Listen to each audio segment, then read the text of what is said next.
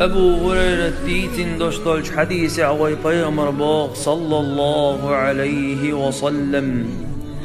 إذا صلت المرأة خمسها زوج وشيب خلا مزقوش دحه وصامت شهرها سو رمضان بهت قابح وحفظت فرجها وأطاعت زوجها سو دغدال حارم دين دوش دول شم نغلردح شيتين دين إزود متأخلحة قيل لها دخل الجنة